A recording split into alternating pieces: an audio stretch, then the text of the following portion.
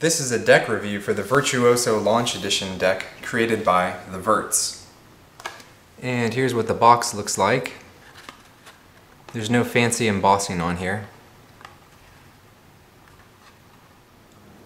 Alright, now how about the cards themselves? Well, I think the back design is pretty nice looking. It's got bold colors and lines. It looks good, especially in spreads. The faces of the cards are pretty standard looking. And here's what the court cards look like. They're custom, which is nice. And as you notice, they all have a red appearance, even the black ones. And here are the aces in the deck. Clubs, diamonds, hearts, and the ace of spades. Surprisingly enough, the deck doesn't come with any jokers. It has 4 extra cards that have information about the Virts or the deck itself. And on the back side you have these patterns. You could arrange them like this, or like this, or you could even make a card house out of them. Now, as far as the handling of the deck, I'm actually a little bit let down. The deck claims to be printed on a casino grade stock. However, the cards to me feel a little flimsy and thin, especially when you compare it with something like the Artifice deck.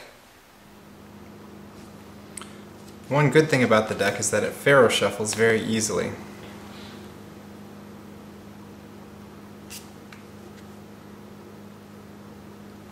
There you go.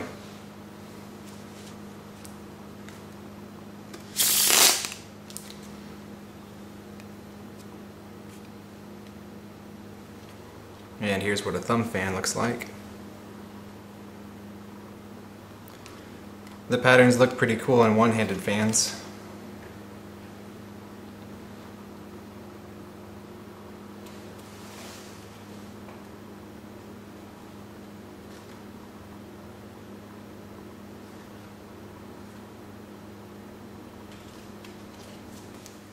For some reason I find that doing lapel spreads with the Virtuoso deck are a little more difficult than I'm used to. The cards don't seem to come out as smoothly as I would like. In comparison, here's a lapel spread with the Artifice deck. And here's a lapel spread with the Archangel's deck.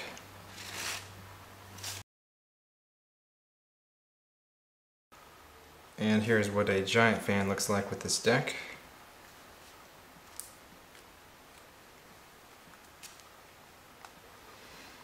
I think it looks pretty nice.